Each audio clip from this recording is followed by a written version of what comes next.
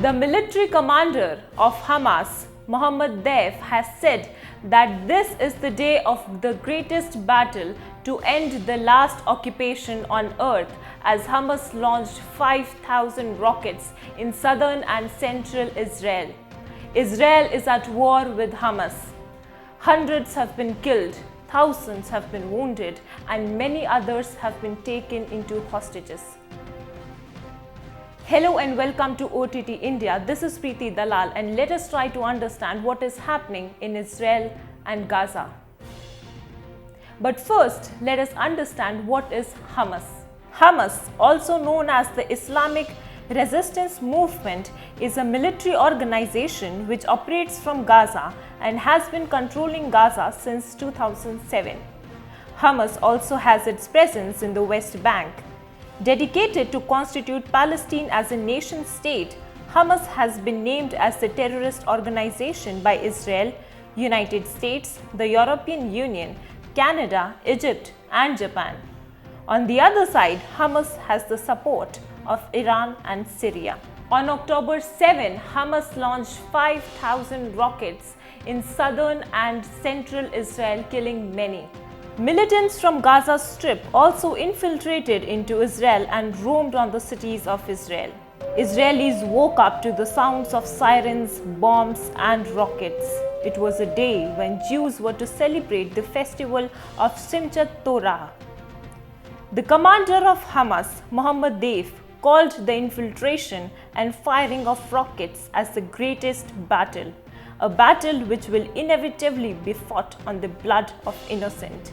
It is important to note that Hamas did not plan this attack particularly against the Israeli government or security forces, but rather civilians, innocent people.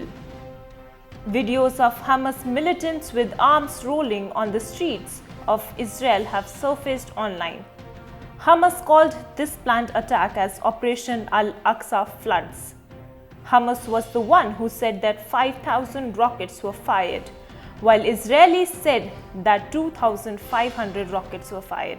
Infiltrators crossed the border area separated by fencing. A lot has been happening since then. The Israeli authorities used sirens to alert people to stay at home and near bomb shelters. Civilians living in the border areas of Sderot were amongst the first ones to be targeted by the militants. Militants were roaming in their cars on the streets, handling guns. The city witnessed several deaths on October 7. According to Israeli authorities, militants of Hamas were reaching people from house to house and killing them. Militants have taken several Israeli soldiers into hostages and have fled back to Gaza. In retaliation, the Israeli forces have launched the Operation Iron Swords, which have started airstrikes at Gaza Strip. These airstrikes have led to collapsing certain buildings to several buildings in Gaza. The Minister of Israel in the Security Cabinet meeting announced that Israel is at war with Hamas and is ready to protect and retaliate. On the other hand, the leader of Hamas, Ismail, said that the assault on Israel would spread towards the West Bank and further to Jerusalem, and this was the morning of defeat of our enemy and its soldiers and settlers. He further said, describing his actions, that what happened described the greatness of them and the weakness of their enemy. As per reports, more than 250 were killed on both sides and more than 2,000 were wounded during the clashes on October 7 and 8. According to reports, militants from Gaza took dozens of hostages and went back to Gaza. Israel is now after Hamas.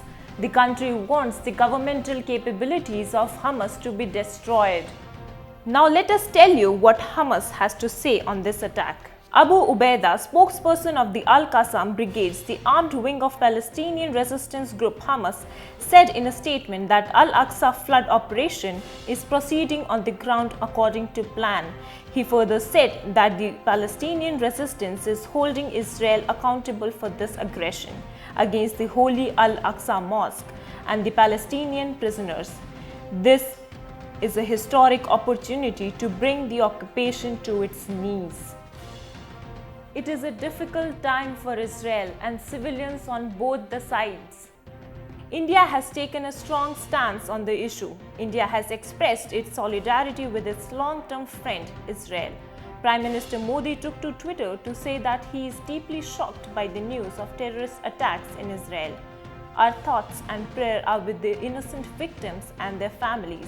We stand in the solidarity with Israel at this difficult hour.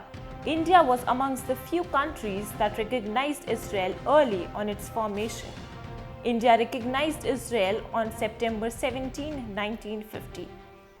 Apart from this, Japan has also issued a strong condemnation of the rocket launches and the cross-border attacks by Hamas and other Palestinian armed groups into Israeli territory, as stated by the Foreign Ministry.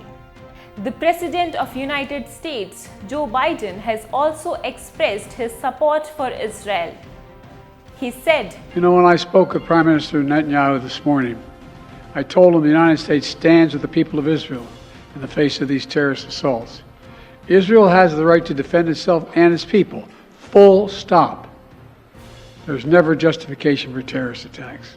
And my administration's support for Israel's security is rock solid and unwavering. Let me say this as clearly as I can. This is not a moment for any party hostile to Israel to exploit these attacks to seek advantage. The world is watching. While on the other side, Iran has supported Hamas fighters by saying, "We will stand by the Palestinian fighters until the liberation of Palestine and Jerusalem." Citizens of Yemen and Kuwait have also supported Palestine by taking to streets to show support for Palestine. The situation is tense. We will have to wait for further updates. Till then, keep watching OTT India. Thank you.